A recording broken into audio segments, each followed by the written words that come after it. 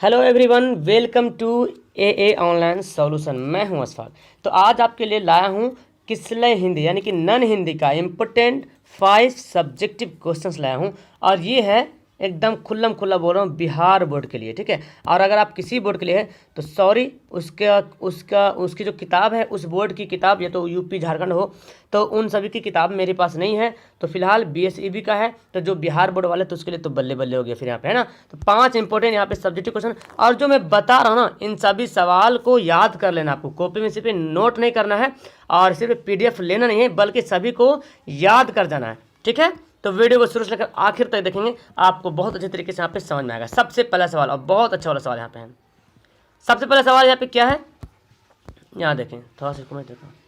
मेले में चिमटा खरीदने से पहले हामिद के मन में कौन कौन से विचार आए, वर्णन कीजिए। पढ़े होंगे आमिना वाला ईदगाह, पढ़े होंगे ना।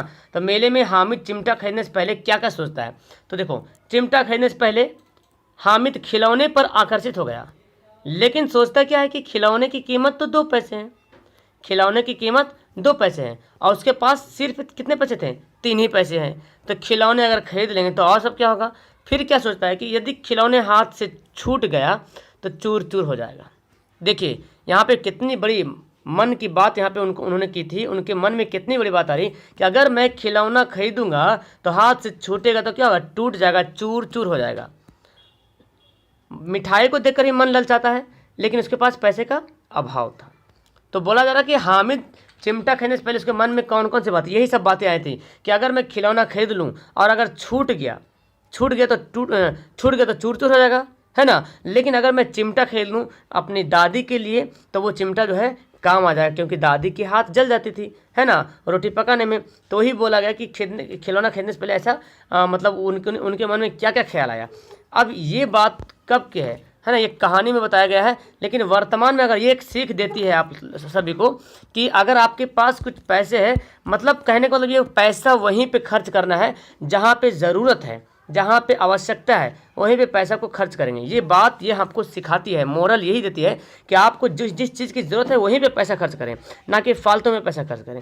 तो एक छोटा सा बच्चा होकर के, हालांकि बच्चों को खिलौने के बहुत शौकीन होते हैं बच्चे, है ना, बच्चे खिलौने के बहुत शौकीन होते हैं। तो खिलौने ना खरीद के उनके मन में क्या ख्याल आया, बहुत मतलब बड़प्पन वाला ख्याल आ गया। बचपन वाला नहीं, बड़प्पन वाला ख्याल आया कि दादी की हाथ जल जाती है रोटी पकाने में, इसलिए हमको चिमटा खरीदना है, खिलौने नहीं खरीदना है। समझ में आ रहा ना। तो ये बात आपको भी कहीं ना कहीं ज़िंदगी में यूज करना जरूरी है। अगला सवाल है, कलिंग युद्ध का परिणाम क्या हुआ। जानते हैं कलिंग जब युद्ध हुआ था इसके परिणाम रिजल्ट क्या हुआ। कलिंग युद्ध में जो है लाखों लोग मारे गए थे, लाखों लोग। और कौन थे यहाँ पे, राजा अशोक थे। धरती खून से भींग गई पूरा। युद्ध की विभीषिका से अशोक का दिल पिघल गया। मतलब इतने सारे लोग मारे गए थे कलिंग युद्ध में कि अशोक का दिल एकदम पिघल गया। और फिर उसके मन में आया कि अब हम जो है युद्ध नहीं लड़ेंगे। अपने शस्त्र जो था उसको त्याग दिया, उठाने के लिए प्रतिज्ञा कर कि अब से मैं आइंदा से शस्त्र तलवार जो है जो भी है मैं नहीं उठाऊंगा, मैं नहीं लूँगा, ठीक है।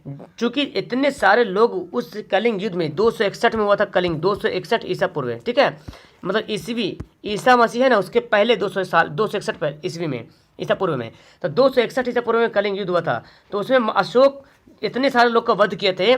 तो उन्होंने देखा कि इतने सारे लोग मारे गए हैं, पूरा ज़मीन खून से भीग गई है। तो उनके मन में ये ख्याल आया कि अब हम जो है युद्ध नहीं लड़ेंगे। उसका मन पिघल गया, है ना, बोलते हैं नरम दिल हो जाना, मतलब सब कुछ होने के बाद तो चलो जो हुआ अच्छा हुआ, जो देर हुआ लेकिन अच्छा हुआ। वह शस्त्र त्यागना छोड़ दिए, वह अहिंसा के मार्ग पर चलने, मतलब अहिंसा समझ रहे ना, जिसमें हिंसा ना हो, अहिंसा हो, सच्चाई हो, अच्छाई हो, है ना, वही बोला गया, ईमानदारी हो। तो अहिंसा के मार्ग पे चलने की शपथ ली कि अब से जो है एकदम सच्चाई के राह पे चलेंगे, किसी को परेशान नहीं करेंगे, किसी गरीब को सताएंगे नहीं, है ना, किसी को वध नहीं करेंगे, किसी को परेशान नहीं करेंगे। इस तरह से अहिंसा के मार्ग पे चले। और बौद्ध धर्म, है ना, जैन धर्म, बौद्ध धर्म जानते हैं, तो बौद्ध धर्म उन्होंने स्वीकार कर लिया था। क्लियर है, तो याद रखेंगे इन सवाल को। तो इतना अच्छा से मैं समझा रहा हूँ तो अब आपको रटने की जरूरत नहीं पड़ेगा, एकदम आसान हो जाएगा। ईर्ष्यालु से बचने का क्या उपाय है। ईर्ष्यालु मतलब क्या होता है, ईर्ष्यालु मतलब जो आपके दिल में किसी के प्रति जो है जलन आ रहा, ईर्ष्या आ रहा, ईर्ष्या मतलब जलन, ठीक है। तो इससे कैसे बचा जाए, और ये हर लोग के दिल में, ये फितरत है मानव का, और बहुत कम, बहुत अभी के टाइम में बहुत ज़्यादा 99% लोग हैं जो ईर्ष्या करते हैं, अपने भाई भाई से जलते हैं, भाई बहन से जलती है, माँ बेटा भी अभी कहीं तो ऐसा भी जलता है, ठीक है। तो बगल बगल तो छोड़ दो, पड़ोसी वाला तो क्या हाल हो रहा है छोड़ दो, और जो दूर दूर है अगर रहगीर कोई मिल गया है, कोई अनजान आदमी मिल गया तो सोचो उसको तो कत्ल ही कर देगा, इतना जलन है दिल में। तो ईर्ष्या से बचने का सरल उपाय क्या है? सबसे आसान उपाय ये है कि ईर्ष्या को मन में ही आने ना दो, है ना। कभी किसी के प्रति जो है मतलब जलन आए ही नहीं, ईर्ष्या आई ही नहीं मन में कि उसके प्रति हम कुछ क्या कर रहा, तरक्की कर रहा तो अच्छी बात है, ऐसा नहीं कि तरक्की कर रहा तो उसको जाके बरगला दे रहा, अरे यार तुम क्या कर रहा, तुम ये सब तुमसे नहीं होगा, यही ईर्ष्या आ गया। सोच रहा वो इतना पैसा कमा रहा, अब उसको मार देंगे, यही ईर्ष्या आ गया मन में। हृदय को निर्मल बनाना, क्या बनाना है? हृदय को निर्मल, एकदम कंट्रोल, ठंडा, शांत हो जा भाई, शांत हो जा, तुम भी पैसा कमाएगा, ऐसे एक रखना है मन में। वो पढ़ रहा बहुत खूब, हाँ हाँ, लेकिन अगर एक बंदा है राम पढ़ने में बहुत ज़्यादा तेज है, तो आपके मन में ख्याल आना चाहिए, अरे राम पढ़ने में बहुत तेज है यार, मैं भी पढ़ूंगा, मैं भी राम से ज़्यादा पढ़ूंगा, ये बात आनी चाहिए आपके अंदर। ये नहीं अरे राम पढ़ने में बहुत तेज है, कैसे तेज है, अच्छा ये रास्ता में जाएगा तो उसको मिलेंगे तो मार देंगे उसको जान, किताब छीन लेंगे, कॉपी छीन लेंगे, यही ईर्ष्या। तो ये नहीं, बल्कि आप में, आपके मन में यह आना चाहिए कि उससे कुछ सीख लें, उससे और अच्छा करने की कोशिश करें, ये बात बोला जा रहा। अपने दिल को मरमम बनाना है, सुकर्म पर ही अपना ध्यान दें, मतलब सुकर्म मतलब अच्छे काम पर अपना ध्यान केंद्रित करें, बुरे काम पर नहीं, अच्छे काम पर। नित्य से एक है व्यक्ति है, उन्होंने कहा है कि बाजार की मक्खियों को छोड़कर एकांत की ओर भागो। बाजार की मक्खियाँ देखते हैं, बाजार में मक्खियाँ एक ही ओर है तो ढेर सारे मक्खियाँ, आपको बाजार में मक्खी, एक मक्खी कहीं नहीं दिखेगा। जब भी मक्खी दिखेगी मिठाई की दुकान तो एक जगह बहुत सारी मक्खियाँ आपको मिलेगी। तो ये बोल रहा, बाजार की मक्खियों की तरह मक्खियों छोड़ के एकांत की ओर मत भागो, भागना है तो एकांतवास की ओर। क्या बोल रहा, बाजार की मक्खियों को छोड़कर एकांत की ओर भागो, यानी कि मक्खी जो है ना एक जगह जमा रहता है, इकट्ठा रहता है। और ये बाजार बोल रहा कि अगर आपको ईर्ष्यालु से बचना है तो जो भीड़ भाड़ में एक ही चीज़ को लूटे हुए मक्खी लोग सब, उसी तरह भीड़ में मत पड़ो, एकांतवास रहो, एकांतवास, अकेला। इस एकांतवास ही ईर्ष्यालु से बचाएगा। यानी कि कहने का मतलब यह है कि अगर 100 लोग किसी की बुराई कर रहा है तो आप भी उस बुराई में मत फंस जाओ, आप कोशिश ये करो कि उसमें काश 100 बुराइयां मौजूद है, फिर भी मानते हैं किसी बंदे में 100 बुराइयां मौजूद है तो कहीं ना कहीं एक चीज़ तो होगा, एक अच्छाइयां तो मिल जाएगी उससे। ये आपके मन में आना चाहिए कि अगर किसी बंदे में एकदम खराब है, एकदम मतलब 100 बुराई उसके अंदर पाया जा रहा, चोर है, डाकू है, बेईमानदार है, तो कुछ ना कुछ तो उसमें अच्छाई होगा, एक पॉइंट भी तो अच्छाई होगा। उस अच्छाई को खोजने की कोशिश करना हमको, ना कि बुराई को कोशिश करना है, ठीक है। अच्छाई को कोशिश करना है कि कोई बंदा बुरा है तो बुरा नहीं देखो, उसमें क्या खूबी है, कुछ ना कुछ खूबी हर इंसान में रहता है, चाहे वो कम हो या ज़्यादा हो, हर इंसान में कुछ ना कुछ खूबी रहता है। तो खूबी ढूंढने की कोशिश करेंगे, बुराई नहीं, उससे जलेंगे नहीं। कोई बंदा अगर अच्छा पढ़ रहा है, कोई अच्छा काम कर रहा है, तरक्की कर रहा है, तो उसकी तरफ बनने की कोशिश करेंगे, ना कि उसको मार दो, लूट लो। ये ईर्ष्या हो गया। अगला सवाल तो आप तो याद हो जाएगा, आप ईर्ष्या को बहुत अच्छी तरीके से आप अरेंज करके लिख दीजिएगा, है ना। निराला को दीन बंधु क्यों कहा गया है? निराला को दीन बंधु, दीन का मतलब क्या हो, दीन को दीन बंधु। एक्चुअली दीन, ये जो दीन जो लिखा हुआ ना, ये उर्दू अल्फाज में पढ़ते हैं दीन, बोलते हैं दीन दुनिया तुम्हारा कैसा है, तुम्हारा दीन दुनिया कैसा है। ये दिन रात दिन वाला नहीं है, दीन है ये दीन। तो दीन बंधु मतलब दीन की जो बातों को मानने वाला, ऐसा समझें।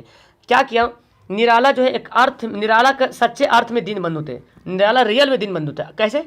अपनी शक्ति के अनुसार, उसके अंदर जितना शक्ति था, जितना पावर था, जितनी हैसियत थी, जीवन भर दीन दुखियों की सहायता करते हैं। जितने दुखी थे, मददगार थे, सभी को सहायता करते रहे। जहाँ सेवा सहायता में समर्थ ना हो सके, अगर किसी को पैसे की जरूरत है, किसी को जाकर के सेवा करना है, किसी को पैसे देना है, किसी को रहने के घर देना है, अगर ये सब भी नहीं हो पाता था तो हार्दिक सहानुभूति का उपयोग करते थे। मतलब उसके पास जाते थे, मिलने के लिए जाते थे, मतलब विश्वास दिलाते थे कि तुम ठीक हो जाओगे, ऐसा। लेकिन आजकल तो ऐसा भी नहीं दिखता है, लोग ये भी नहीं करते हैं। पैसा से सहायता करना तो दूर की बात है, उसको सहानुभूति भी नहीं करते। कोई बीमार है, उसको हॉस्पिटल ले जाना है तो छोड़ दो, अपना काम करो, हॉस्पिटल चल जाओ। यही तो सब लोग में पाया जा रहा है। लेकिन यहाँ पे देखो, निराला को दीन बंधु, आप भी दीन बंधु बन सकते हैं। दीन बंधु हर कोई बन सकता है, बस निराला की तरह अगर कुछ बातें आ जाए कि जो दिन दुखी है, जो गरीब है, उसको सहायता करें। और कोई अगर किसी सहायता की जरूरत है तो उसको सहायता करें। अगर आपको माल दौलत से सहायता नहीं कर पा रहे हैं उसको, तो कम से कम उसकी दिल की अफजाई करें, मतलब उसको आश्वासन दे कि ऐसा हो जाएगा, ठीक हो जाएगा। कोई पढ़ रहा है, चलो ठीक है, तो अगर आपके पास कॉपी कलम की जरूरत नहीं पड़ती कॉपी कलम के लिए पैसा नहीं कि उसको कॉपी दे दूँ, खरीद दे दूँ, किताब दे दूँ खरीद के, लेकिन उसको आप सहानुभूति तो दे सकते हो कि पढ़ो यार, बहुत अच्छा नंबर लाओगे, ये करोगे वो करोगे, ऐसा तो होना जरूरी है ना। तो इतना इतना कम से कम जरूर करते थे दीनबंधु। यही कारण है कि निराला को दीनबंधु कहा था। तो याद रखें, दीनबंधु किसको कहा गया है? निराला को कहा गया है। क्लियर है? और आखिरी सवाल, पीपल के पेड़ हमारे लिए किस प्रकार उपयोगी है, जानते हैं? तो पीपल के पेड़ देखते बहुत बड़ा होता है पीपल का पेड़, है ना। तो पीपल हमारे लिए बहुत उपयोगी कैसे? यह पथिकों को छाया प्रदान करती है। अब सोच रहे सर पथिकों क्या होता है? पथिकों मतलब होता है पथ पे चलने वाला आदमी, यानी कि राह में चलने वाला आदमी, जो कहीं जैसे कहीं जा रहा है ना, राहगीर समझते हैं, राहगीर मतलब मुसाफिर समझते हैं, उसी को बोलते हैं पथिकों, मतलब पथ पे चलने वाले। तो पथ पे तो हम भी चलते हैं, लेकिन जैसे कहीं जा रहे हैं, रास्ते में पेड़ आ गया, अब जा रहे गुजर रहे हैं, थक गए तो जाके इसके नीचे बैठ जाते कि नहीं बैठ जाते? वही बोला, पथिकों को छाया प्रदान करती है, लोग इसके नीचे थक कर हार कर बैठ जाते हैं। लेकिन अभी बोल रहा शीतल ब्यार बहने से खूब नींद आती है। यहाँ पे ब्यार मतलब क्या समझते हैं? शीतल मतलब समझते हैं, शीतल मतलब ठंडी ठंडी, और ब्यार मतलब तो हवा, वायु का पर्यायवाची शब्द है, वायु, हवा, समीर, पवन, है ना। तो बोला शीतल ब्यार बहने से, शीतल ब्यार बहने से खूब नींद आती है, खूब नींद आती है। जहाँ पक्षियों का निवास है वहाँ क्या है? पक्षियों का भी निवास है। उनके सुमधुर मतलब मीठे मीठे जो मधुर गाते हैं, चहचहाते हैं, तो बोलते हैं सुमधुर स्वर पथिकों की थकावट जो है दूर करती है। जो पथिकों होते हैं, जो राहगीर होते हैं, वो जब सुनते हैं मीठे मीठे चहचहाते हुए पक्षियों की आवाज़, तो उनका थकान दूर होता है। इस तरह से आपका ये 5 सवाल क्लियर हो गया। अब मेरे ख्याल से आपको इन सभी 5 सवाल को याद करने में किसी प्रकार की कोई दिक्कत नहीं होगा। तो कैसे लगे आपको वीडियो, बताइए मुझे। क्या इस तरह की आपको और वीडियो चाहिए? तो मैं हर सप्ताह इसी दिन इसी वक्त लाने की कोशिश करूँगा, ठीक है। और थैंक्स फॉर वाचिंग, है ना। और अपने दोस्तों को शेयर करें, अच्छी लगी तो वीडियो अच्छी लगी तो लाइक करें। और कैसा लगा आपको कैसा लगता पढ़ने में, ज़रूर कमेंट कीजिएगा, ताकि मैं ये वाला जो देख रहे हैं ना, ये वाला मैं आपको दे सकूँ, ठीक है ना।